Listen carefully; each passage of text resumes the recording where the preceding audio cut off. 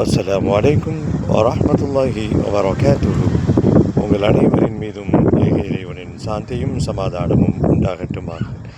சிந்தனைக்கு சில மணித்துளிகள். ஒரு காலம் இருந்தது,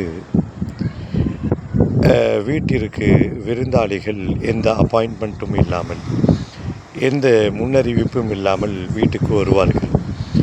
அவர்களை இன்முகத்தோடு வரவேற்று, வீட்டிலே எது இருந்ததோ அதை கொடுத்து உபசரித்து, பெரும்பாலும் தடபுடலான உபசரிப்பு இருந்தது. உணவு மட்டும் தடபுடல் அல்ல, முழுக்க முழுக்க முழுக்க போலியான அன்புகள் இல்லாமல் உண்மையான அன்பு மட்டும் நிறைந்து காணப்பட்ட ஒரு பொற்காலம். எந்த அளவுக்கு விருந்தினர்கள் உரிமையோடு வீட்டுக்கு வருவார்கள். நாம் சென்றிருக்கிறோம் என்று சொன்னால் யாருமே அப்பாயின்மெண்ட்லாம் வாங்க மாட்டோம், அவசியமும் இல்லை. நினைத்த நேரத்திற்கு நினைத்த வீட்டிற்கு அவரவருடைய உறவுக்கு தகுந்த மாதிரி போய் நிற்போம். அது ஒரு விதமான சஸ்பென்ஸ் என்று கூட சொல்லலாம்.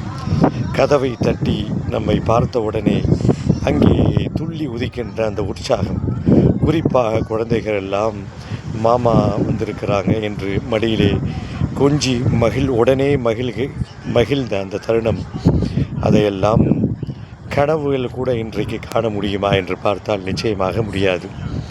இந்த அப்பாயின்மெண்ட்டும் யாரும் வாங்கலை. எந்த அளவுக்கு விருந்தினர்களை, உறவுகளை எதிர்பார்த்தார்கள் என்று சொன்னால், காக்கா கத்தினால் கூட இதோ வீட்டுக்கு மாமா வரப்போகிறாரு, சித்தப்பா வரப்போகிறாரு, மாமி வரப்போகிறாங்க, இன்னார் வரப்போகிறாங்க, அன்னார் வரப்போகிறாங்க என்று ஒரு காக்கையினுடைய அந்த கரைகின்ற சப்தத்தை கூட, கத்துகின்ற சப்தத்தை கூட உறவுகளுடைய வருகையின் ஒரு நற்செய்தியின் குரலாக எடுத்துக்கொண்ட காலம் திரும்பி வருமோ? நிச்சயமாக வராது. காரணம், நாம் வாழ்ந்து கொண்டிருப்பது 5Gயினுடைய காலம். தொடர்ந்து பேசுவோம், பயணிப்போம் இன்ஷா அல்லாஹ்.